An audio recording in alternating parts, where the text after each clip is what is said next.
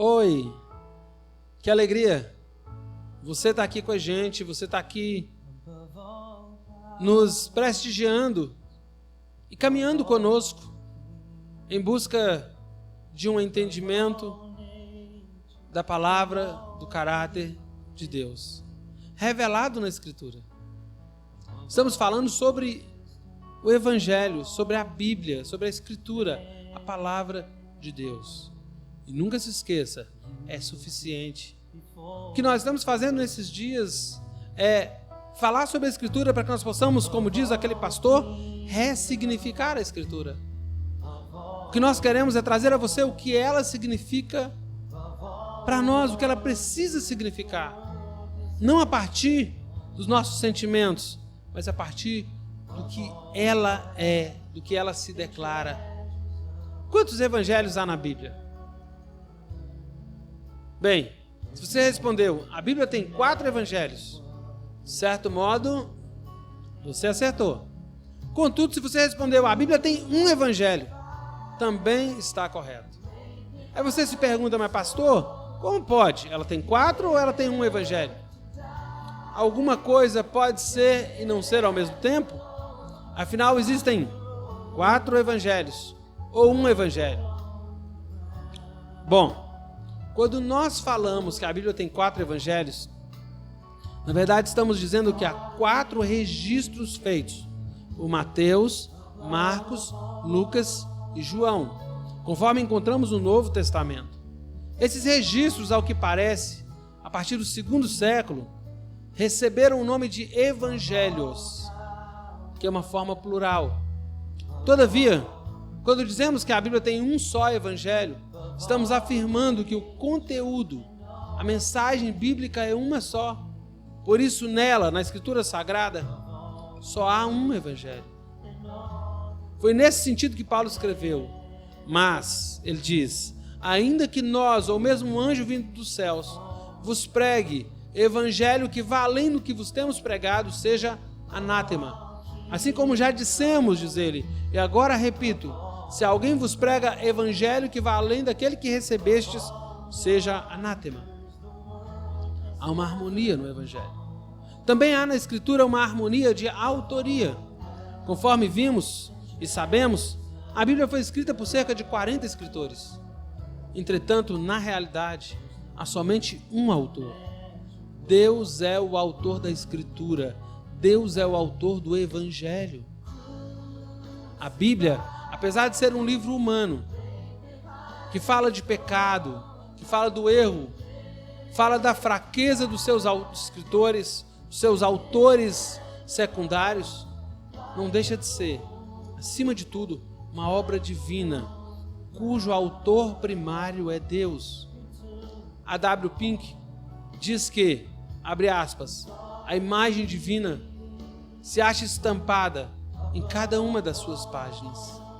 Escritos tão santos, tão celestiais, tão profundamente cheios de um direcionamento de Deus, não poderiam ser produzidos pelos homens. Fecha aspas. A Bíblia atesta em diversos textos a origem divina de seu conteúdo. Deus registrou a sua palavra por meio de Moisés, Josué, dos profetas, de Davi, de Salomão, dos apóstolos, enfim, por meio de todos os escritores sagrados. A harmonia da revelação de Deus está presente em todas as páginas da Bíblia. Cada um deles fez um relato do homem, um relato de Deus, um relato do caminho da salvação, um relato do coração humano. Vê-se como a verdade é revelada e desenvolvida através deles, enquanto se percorre todo o volume de seus escritos, mas nunca se descobre qualquer contradição ou contrariedade real em seus pontos de vista. A Bíblia é a verdade inerrante e harmoniosa de Deus, produzida por Ele mesmo. A Bíblia também tem harmonia no tema. Qual é o tema da Bíblia? Quando alguém te perguntar sobre o que diz a Bíblia, Jesus Cristo, é o tema central das Escrituras.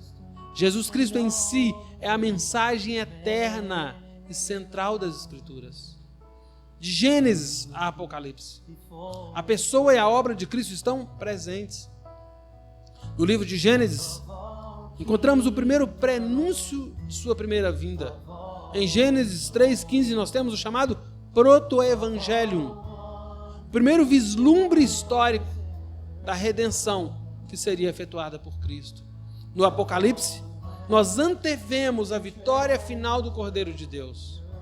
Os dois testamentos, o Antigo e o Novo, formam uma unidade orgânica que se completam mutuamente num harmonioso testemunho a respeito do Cristo.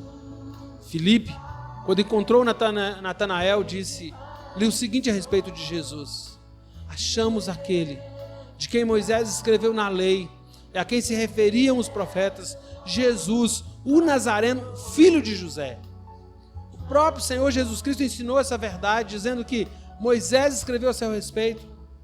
Jesus afirma que as profecias de Isaías se cumpriram nele, e após a sua morte e ressurreição, ele mesmo fez um resumo da mensagem que pregara durante o seu ministério, quando disse aos seus discípulos: são estas as palavras que eu vos falei, estando ainda convosco, que importava que se cumprisse tudo o que de mim está escrito na lei de Moisés, nos profetas e nos salmos.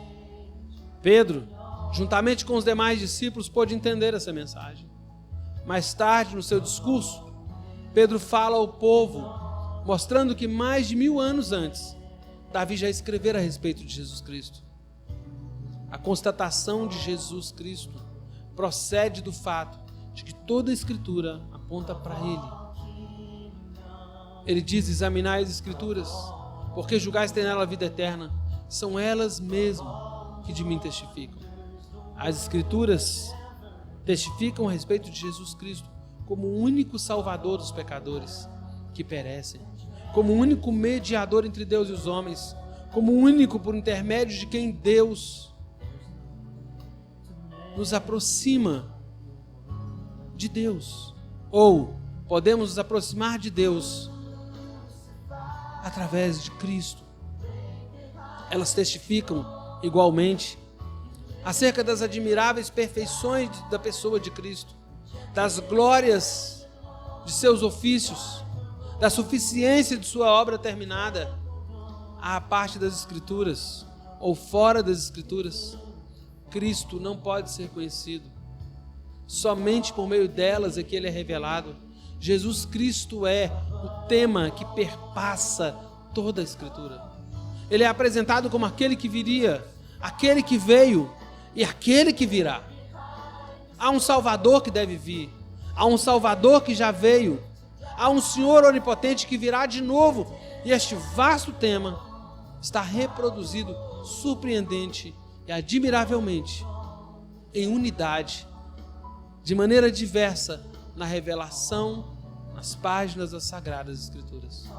Assim, toda a pregação denominada cristã, que queira se passar como cristão, ou que se diga cristã, mas que não toma Cristo, que não faz de Cristo o centro de sua mensagem, não expressa o verdadeiro ensinamento do Evangelho, e por isso deve ser rejeitada.